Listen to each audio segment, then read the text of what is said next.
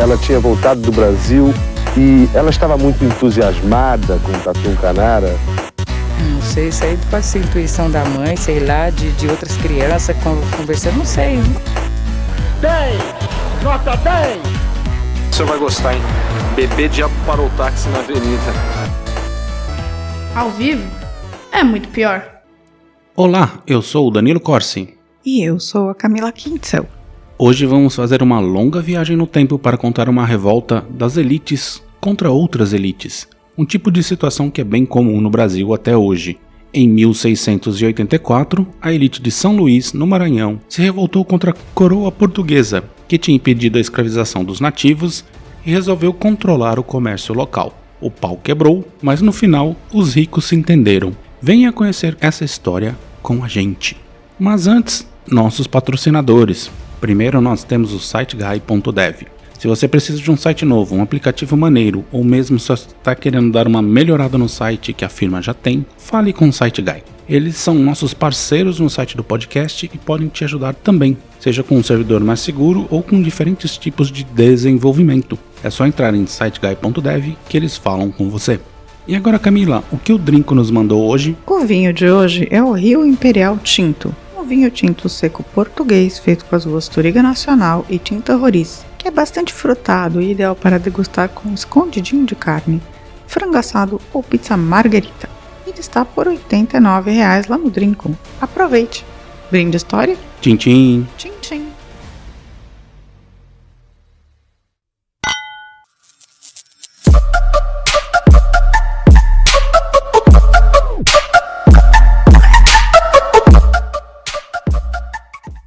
Camila, você acha que o episódio vai flopar? Afinal, vamos falar do século XVII e não do XX. Acho que vai. Né? Sempre flopa. Sempre flopa, né? Quando a gente não fala nada do século XX. Bom, vamos lá. Para começar, deixa eu dar aquele clássico contexto histórico.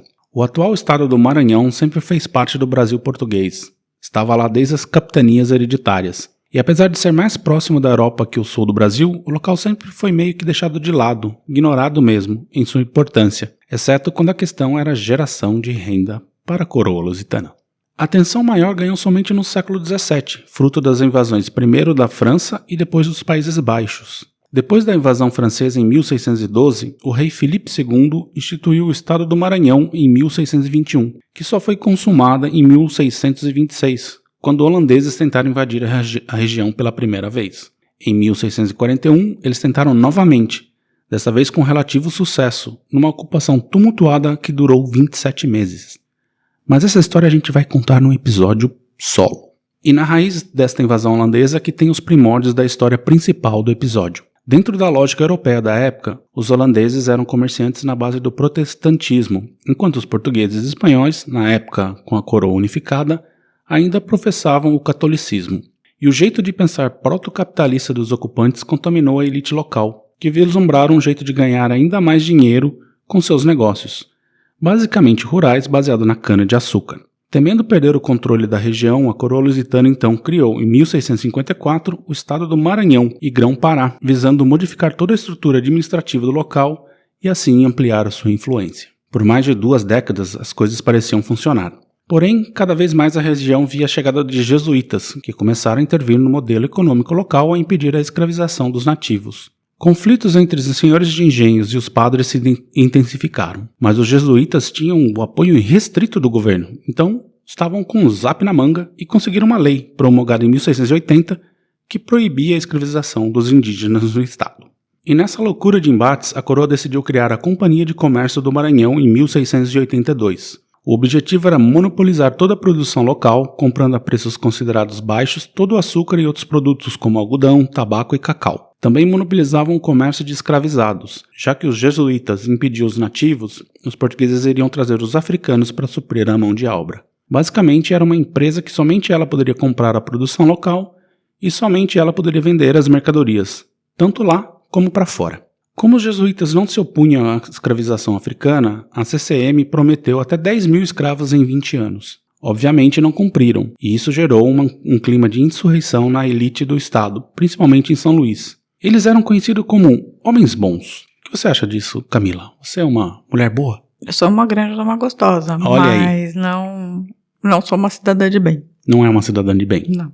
Para agravar todo esse cenário, os homens bons de São Luís não aceitavam o fato do governador da província, Francisco de Sá e Menezes, morar em Belém, cidade que na época era considerada rival de São Luís, fazendo com que eles se sentissem desprezados por sua autoridade. Estava dado o cenário para o fogo no parquinho da rinha de riquinhos. A conspiração dos homens bons foi lançada rapidamente, e no comando dela estavam 2 irmãos, Manuel e Tomás Beckmann, ambos portugueses, filhos de pai alemão e mãe lusitana. Manuel era dono de um engenho, Tomás era advogado e também dono de engenho.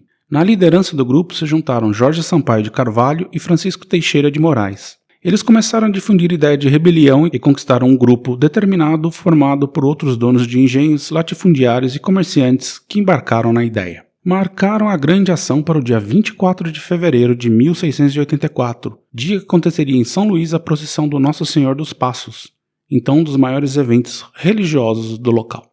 Pela manhã, um grupo armado de 68 homens marchou em direção aos armazéns da companhia para efetuarem saques. Em seguida, os sediciosos tomaram o corpo da guarda de São Luís, integrado por um oficial e 5 soldados. Partiram dali, com outros moradores arregimentados no trajeto, para a residência do capitão Mor Baltazar Fernandes, que era o representante do governador na cidade. Ele foi deposto e preso. Basicamente, eles prenderam 6 pessoas. 6 pessoas. Não, 7. Porque teve o Baltazar, o oficial e 5 soldados. Isso. Em seguida, marcharam para o colégio de padres para dar um jeito nos jesuítas. Derrubaram o portão, invadiram o local e baixaram o cacete nos padres, usando o prédio como uma prisão improvisada. Em um dia conseguiram todos os seus objetivos. Mas ainda assim, o Estadão do Maranhão e Grão-Pará era gigante. Aquilo ali havia sido somente uma gota no oceano. Precisariam calcular os próximos passos. E eu adorei esse levante gigantesco que tem 60 pessoas de um lado, 7 de outro e uns padres para apanhar. Para apanhar. Tipo, minúsculo. Em 25 de fevereiro, a revolta de Beckmann estava consolidada, organizando-se na Câmara Municipal uma junta geral de governo, composta por 6 membros, sendo 2 representantes de cada segmento social, os latifundiários, o clero e comerciantes. Para legitimá-la, foi celebrado um Tedeum, que é um hino católico. As principais deliberações dessa junta foram a deposição do capitão Mor, a deposição do governador, a abolição do monopólio, a extinção da companhia de comércio e a expulsão dos jesuítas. Tá, mas essa revolta então ela estava só querendo tomar o poder no Maranhão, especificamente. No Maranhão especificamente, naquela região ali. E tudo lindo, tudo maravilhoso. Mas como eles iam conseguir implementar tudo isso? Primeiro tentaram insuflar as vilas na região, mas ninguém se interessou muito assim, não teve uma adesão gigantesca. Então decidiram enviar emissários a Belém do Pará para levar as reivindicações ao governador e também conseguiram o apoio da elite paraense à tomada de poder. E eles voltaram de mãos vazias. A elite do Pará torceu o nariz para os rebelados maranhenses e o governador sugeriu que acabaria com a companhia, anistiaria os revoltosos e daria honras, cargos e verbas caso eles depusessem as armas. Os homens bons recusaram tudo isso. O que queriam mesmo é que a coroa não mexesse nos seus lucros e queriam escravos, de preferência os nativos, já que a caça de escravização também era um negócio rentável. Havia um impasse entre os revoltosos e o governo local. Para desatar o nó e evitar que Portugal revidasse com força, Thomas Beckmann viajou até Lisboa para tentar convencer as autoridades metropolitanas que o que estavam fazendo era justo e correto, além de reafirmar a lealdade dos homens bons à coroa. Eu odeio esse termo homens bons, é muito ruim. Homens bons. Obviamente deu tudo errado. Os portugueses não compraram a ideia e prenderam Tomás. A administração portuguesa decidiu enviar um novo governador, Gomes Freire de Andrade, junto com uma esquadra armada para retomar a cidade. Tomás foi levado junto para ser julgado com os demais traidores revoltosos. Em 1685, os insurgentes que comandavam a cidade tinham colocado os jesuítas para correr e voltaram a escravizar os indígenas. Mas a esquadra lusitana chegou e retomou o controle de São Luís com pouca resistência. Os homens bons ficaram com medo de apanhar e bateram em retirada. Então os 60 e poucos saíram correndo porque chegaram tipo 100. Basicamente isso. Tá. Gomes Freire restabeleceu as autoridades depostas, ordenando a detenção e julgamento dos envolvidos no movimento, assim como o confisco de suas propriedades. Expediu ordem de prisão contra Manuel Beckmann, que fugira, oferecendo por sua captura o cargo de capitão das ordenanças. Lázaro de Melo, afilhado e protegido de Manuel, trai o padrinho e entrega o preso, obtendo a cobiçada recompensa. Porém, Lázaro acabou sendo repudiado por seus comandados, que não aceitavam traidores. A traição de Lázaro. Os dois grandes líderes, Manuel Beckmann e Jorge de Sampaio, foram condenados à forca e executados em novembro de 1685. Tendo seus bens ido à asta pública, Gomes Freire arrematou todos e devolveu às viúvas e filhos dos revoltosos. Nossa. O irmão de Manuel, Thomas Beckmann, foi condenado à prisão pelo período de 20 anos. Outros membros da revolta foram condenados à prisão perpétua, outros foram degradados e alguns foram condenados ao aceitamento público. Logo em seguida, os jesuítas retornaram ao Maranhão e ganharam novamente a outorga de explorar os nativos, ou seja, os indígenas deveriam ser catequizados e não poderiam ser escravizados. Isso mudou em 1688, quando Gomes Freire criou mecanismos legais para que os senhores de engenho pudessem escravizar os nativos, limitando a uma certa quantidade. A Companhia de Comércio do Maranhão também foi extinta pelo novo governador. Com o término da revolta de Beckmann, os homens bons conseguiram praticamente tudo o que desejavam, fim da companhia e a escravização local, que eram de fato o que interessavam a eles, que mexia diretamente no lucro essa situação. Para a coroa portuguesa nada mudou, continuou aferindo os lucros dos impostos.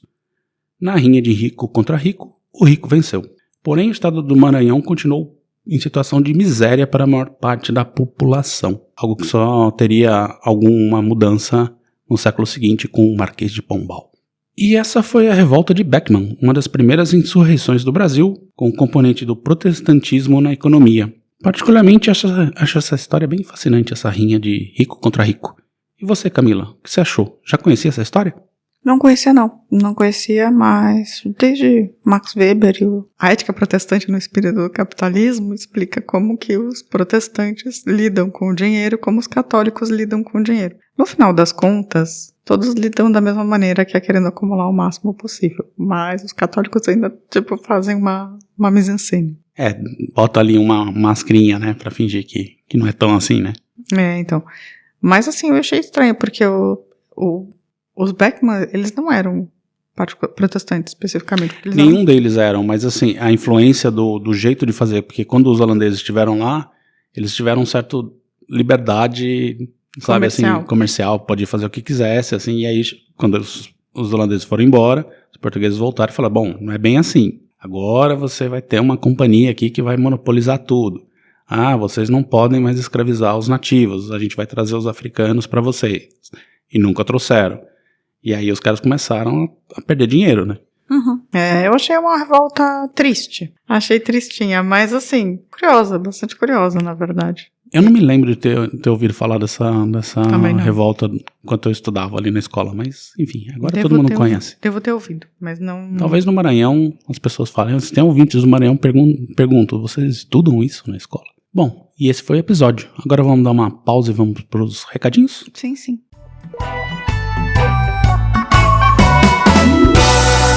Recadinhos. Camila, se alguém aí quer também se revoltar contra a coroa portuguesa e quiser contar pra gente, como faz? Pode escrever um e-mail para contato@muitopior.com.br, deixar um comentário no YouTube ou no Spotify, ou mandar um recadinho, ou deixar um comentário também no Instagram, no Twitter e no Facebook. Maravilha! E nos recadinhos a gente tem lá no episódio Voltando 283 a Na Laura falou, devo confessar que as minhas histórias favoritas são de acidentes aéreos e já maratonei todas do podcast. Olha aí. Você não é a única, Ana Laura. Tem mais gente que é muito interessada. Faz sucesso, acidentes aéreos. De acidentes, não é, André? No episódio do Plínio Correia, Canalhas BR, a gente tem a Dani Benetti falando, esse deve ser o pai espiritual do Paulo Cogos. Muito certeza. Bom. Muito bom comentário, Dani. No episódio do Chupa-Cabras e Outros Monstros BR, a gente teve também a Dani Benetti falando do Alimpiro, kkkkkk, e a Cíntia Palu falou, olá, Curitibano Revoltos aqui também. Curtindo os episódios, aprenderam bastante. Queria comprar no Drinco, mas ela não conseguiu fazer funcionar o link, ou na Aurelo, ou no site de vocês. Ela quer dar dinheiro pra gente. Olha aí, ó o Drinco. Presta atenção, o que tá acontecendo? Então basicamente o Drinco ele é só um hub, né? Um hub, né? Na verdade você clica lá, e aí você vai pra loja que você quer comprar o vinho, só que ele coloca tipo uma porcentagenzinha assim na venda. Acho que é isso. Mas pena que você não conseguiu. Vamos tentar ver o que tá acontecendo. No episódio do Vampiro de Niterói, a gente teve o comentário da Dani Benetti também, bem comentadora essa semana. Um beijo, Dani. Ela falou que não conhecia esse caso. Pesado, hein? O Brasil tem provavelmente muitos casos de serial killers não investigados por falta de método científico. Tudo vira culto satânico. Eu também concordo. E assim, o cara também não foi descoberto antes porque nem no Rio de Janeiro as delegacias tinham um registro de casos centralizado em 1990. Então assim, como cada morto caiu numa delegacia diferente, os caras não sabiam que estavam morrendo crianças. Com o mesmo modus operandi, assim. É ridículo. Já o Leandro Noronha falou que esse caso lembrou o caso da bruxa de Sapolândia, que aconteceu no Mato Grosso do Sul, e ele adoraria ouvir essa história no podcast. Eu adorei o nome Sapolândia. A bruxa de Sapolândia. Vou procurar a bruxa de Sapolândia. A Rogéria Ferreira Thompson falou: sim, sou psicóloga de um CAPS no Rio de Janeiro. O fechamento de manicômios judiciários é algo bem complexo. Tem sido feito aos poucos e pensando no caso a caso de cada pessoa. Nem todos têm como sair destes locais. Eu acho bastante complicado. Assim, não quero, em hipótese alguma, ser leviana. Nem quis em nenhum momento ser leviana falando disso, mas é super complicado. O manicômio judiciário é uma treta. Lá também nesse episódio, a Head That Girl, que estava sumida, mas ela falou: olá pessoas, episódio incrível como sempre. Ando sumida por conta do trabalho, mas não deixo de ouvir vocês. Posso sugerir um episódio sobre a épica Claudia Wonder? Nossa, tem um documentário muito bom sobre ela. Vou colocar aqui na lista. Boa. Obrigado, Head That Girl. Tem que dar aspirina, né? Não sei, acho que aspirina pode ser paracetamol. Se fosse aqui ia ser só ibuprofeno. Lá no YouTube, o Charles de Castro falou: essa história embrulha o estômago, sobre o vampiro de Niterói. É horrível. O Paulo Alves falou o seguinte: mudando um pouco dos temas do último podcast, gostaria de um programa continuando a série dos grandes personagens da história da TV, sobre o Edson Cury Bolinha, apresentador burlesco que hoje é bem esquecido, infelizmente. Afinal, ele foi um dos primeiros a dar espaços a transexuais na TV aberta. Bolinha. Está na hora de você entrar na linha. É isso aí, na Ilha Porchat Clube. Tá na pauta. É um excelente episódio. Não tava, na verdade entrou na pauta. Tá na pauta. Daí eu posso contar sobre o dia que o Bolinha morreu. E lá no Twitter, a gente tem que mandar um salve pro nosso querido Cláudio Schubart. Lá no Facebook, o Alexandre Straiotto e o Paulo Roque deixaram lá um curtir. Beijo, gente. No Instagram, a Helenara Stein falou: não conhecia essa história, e se soube alguma vez, fiz questão de esquecer porque é muito horrível. O encadeamento de violências é tão assustador. E sobre os manicômios judiciais, não sabia que tinha data para terminar. Fico bem dividida nessa questão. Uma porque sei que a questão de manicômio é bem complicada no Brasil, a gente já contou um pouco sobre isso, ela fala. E por outra, me arrepia que esses psicopatas saiam por aí, aos cuidados da família, e sabe-se lá se conseguirão mantê-los mais ou menos inócuos. Sei lá, me assusta um pouco, foi o que ela disse. Eu acho que sim, assim, na verdade assim. Tem umas pessoas que, como o caso, eu não sei, eu não sou psiquiatra nem nada assim, mas o Marcelo Andrade, eles já falaram algumas vezes que o cara tem um caso meio incurável, assim. Então que ele tá sob controle, mas é porque ele tá institucionalizado, assim. Ninguém sabe o que acontece com um cara desse solto, só com tratamento domiciliar. E teve 2 outros que saíram, né? O Pedrinho Matador e o Bandido da Luz Vermelha, né? Os 2 saíram e foram mortos logo em seguida. E foram mortos em pouco mais de um ano. A gente contou as 2 histórias aqui. Então não sei também, viu? Gente, não sei. E também o pessoal que deixou um curtir lá, mas só interagiu, mas não deixou uns comentários. A gente tem um salve geral pra Lele Moreno, que é o Finha, que é a nossa Panarello.